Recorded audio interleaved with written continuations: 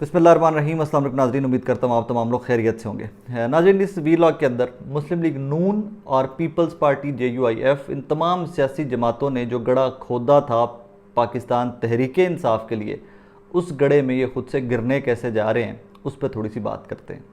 मैं उसका बैकग्राउंड आपको दे दूँ कि अब से चंद मिनट पहले राना सनाउल्लाह साहब ने, वफाकी वज़ीर दाखिला ने प्रेस कॉन्फ्रेंस की और प्रेस कॉन्फ्रेंस के अंदर अनाउंस किया कि जनाब मुस्लिम लीग नून बाकायदा इलेक्शन मुहिम का आगाज़ करने जा रही है। रूटीन मैटर है, जब भी इलेक्शन की तारीख नज़दीक आती है या कोई हलचल होती है सियासी, तो सियासी जमातें अपने इलेक्शन के मैदान में उतरती हैं, तो उससे पहले कैंपेन का आगाज़ किया जाता है, टिकट डिस्ट्रीब्यूशन। उन्होंने कहा जी पंजाब के तमाम सूबाई और मरकज़ी हलकों में शेर के निशान अलॉट किए जाएंगे, लोगों को टिकट दिए जाएंगे, लोग उन पर इलेक्शन लड़ेंगे। इसमें सबसे बड़ी डेवलपमेंट या सबसे बड़ी कैच इसके अंदर ये थी कि जनाब राना सनाउल्लाह साहब कहते हैं कि हमने फ़ैसला किया है कि नून लीग किसी भी सियासी जमात के साथ सीट एडजस्टमेंट नहीं करेगी। सबसे पहला झटका किसको लगता है इसमें आके जनाब? इसमें सबसे पहला झटका लगता है आके पाकिस्तान की नई उभरती तो नहीं कह रहे, एक नई सियासी जमात जो अभी मार्ज़ वजूद में आई थी, इस्तेहकाम पाकिस्तान पार्टी, जहांगीर खान तरीन साहब की, अलीम खान साहब की पार्टी। सबसे पहला झटका लगता है उसको, because they were very hopeful कि जनाब हम नून लीग के साथ सीट एडजस्टमेंट करेंगे। उसके बाद अगला झटका लगता है काफ लीग को। काफ लीग भी इस लिस्ट में थी कि जिनके साथ मुस्लिम लीग नून के मामलात चल रहे थे सीट एडजस्टमेंट के। सो ये अफवाहें या ये रूमर्स या ये प्लानिंग जो है ये आज दम तोड़ जाती है।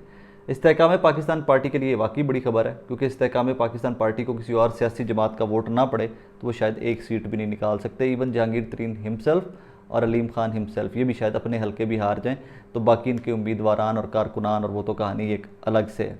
अब आ जाइए, let's get back to the point कि काफ लीग के काफ़ी सारे चांसेस होंगे कि इनको इन डेज़ टू कम कहीं ना कहीं एडजस्ट किया जाएगा। काफ लीग की कुर्बानियाँ बहुत ज़्यादा है मुस्लिम लीग नून के लिए, और इस मौजूदा सेटअप के लिए काफ लीग ने बहुत कुछ झेला है और वो काफ लीग कहीं ना कहीं एडजस्ट कर ली जाएगी। अब उस गड़े पे आते हैं कि जिस गड़े की मैं बात कर रहा था कि गड़ा खोदा किसी के लिए था और उसमें गिर खुद रहे हैं और गिर जाएंगे। अब से कुछ दिन पहले हामिद मीर साहब ने एक शो में गुफ्तगू करते हुए एक ख़बर दी थी और मैं उस खबर से कम्प्लीटली मुत्तफ़िक हूँ कि हो सकता है in days to come Rana Sanaullah साहब, शहबाज शरीफ साहब, जरदारी साहब, ये तमाम लोग, तमाम सियासी जमातें जो हैं, ये जमहूरियत बचाने के लिए इमरान खान के शाना बशाना खड़े हुए हों। इसका मतलब ये है कि ये इलेक्शन मांगे और जमहूरियत के लिए इलेक्शन मांगे, लेकिन तब इनका पुरसाने हाल कोई नहीं होगा। क्यों कोई नहीं होगा और क्या होने जा रहा है, जो मेरी टेक है इसके ऊपर, मेरा पर्सनल ओपिनियन है, गलत हो सकता है, लेकिन जो मुझे चीज़ें बिटवीन द लाइंस थोड़ी बहुत रीड की हैं या जो थोड़ी बहुत ऑब्जर्वेशन हैं मेरी, वो मैं आपके सामने रख देता हूँ।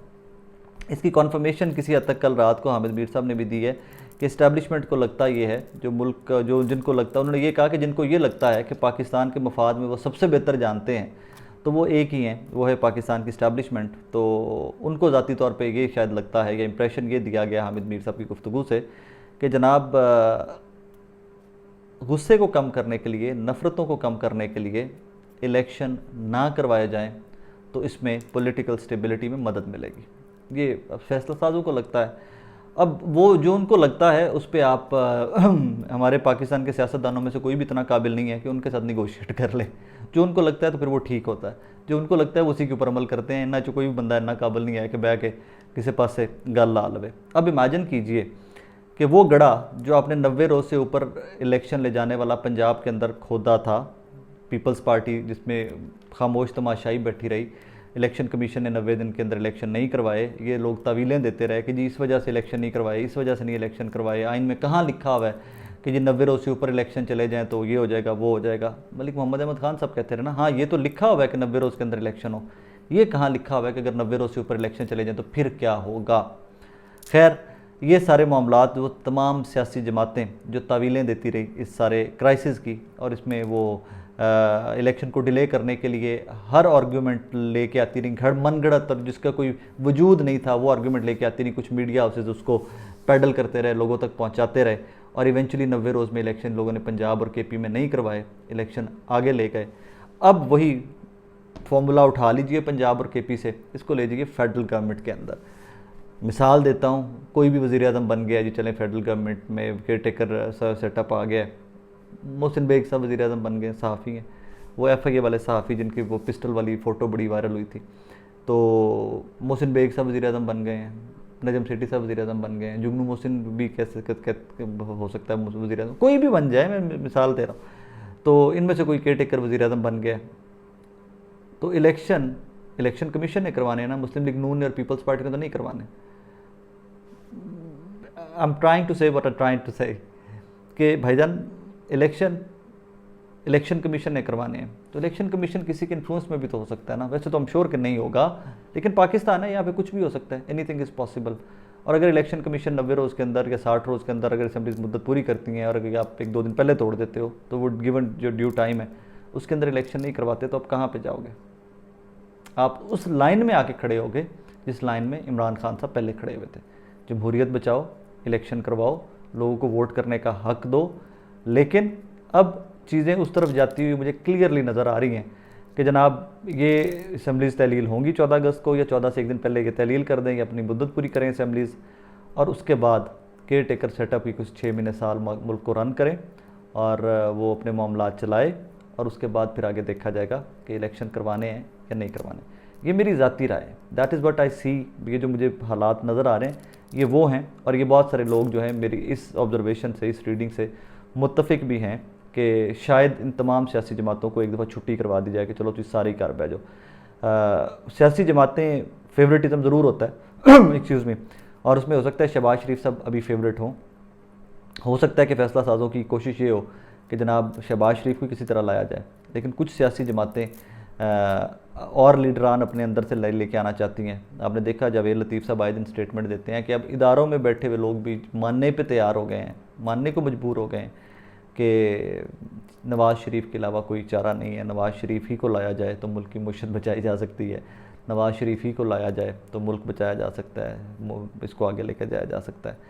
चीज़ें बड़े फैसला कुन मोड़ पर आकर खड़ी हो गई हैं।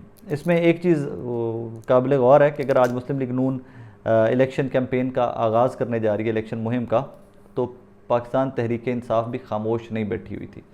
मेरी इत्तलात ये हैं कि वो अपना होमवर्क पूरा करके बैठे हुए हैं कि अगर हमारे हल्के में से किसी को टिकट जारी किया जाता है, वो पकड़ा जाता है या उसके ऊपर प्रेशर आता है, तो उसका अल्टरनेट क्या है, अगला कैंडिडेट कौन है, फिर अगला कैंडिडेट कौन है, फिर अगला कैंडिडेट कौन है। तो वो भी हल्कों की लिस्टें बना के बैठे हुए हैं और उसके ऊपर दिन रात काम जारी था। दो कि इमरान खान साहब केसेस में बिजी थे, लेकिन पार्टी के कुछ जिम्मेदारान जो हैं उनको ये ज़िम्मा सौंपा गया था कि आप लोग देखिए इसको कैसे मैनेज करना है, आप लोग इसको हैंडल कैसे करेंगे कि एक के बाद दूसरा, दूसरे के बाद तीसरा उम्मीदवार कैसे लेके आना है। तो मेरी इत्तलात ये हैं कि वो मामलात जो हैं वो काफ़ी हद तक हल हुए पड़े हैं, लेकिन हो सकता है, अल्लाह करे कि मैं तो कहता हूँ election as soon as possible, Punjab और केपी में तो एज़ सुन एज़ पॉसिबल होने चाहिए थे, जो आइन कहता है उस पर अमल होना चाहिए था। लेकिन अब मेरी ज़ाती राय ये है कि वो गड़ा जो किसी के लिए खोदा गया था, ये हमारी बड़ी सियासी जमातें मुल्क की उस गड़े के अंदर गिरेंगी और फिर इनको वही जो पहले गिरे में हैं वो एक दूसरे का हाथ पकड़ के उस गड़े में से निकाल लेंगे। बाकी देखिए क्या होता है, पाकिस्तान है, यहाँ पे कुछ भी मुमकिन है। हमेशा से कहा करता हूँ कि यहाँ की जो सियासी डेवलपमेंट अब है, हो सकता है अगले मिनट में ना हो, जो अगले मिनट में है हो सकता है वो उससे अगले मिनट में ना हो। यहाँ चीज़ें इतनी अनसर्टन होती हैं। अपना बहुत सारा ख्याल रखिएगा, दुआ में याद रखिएगा।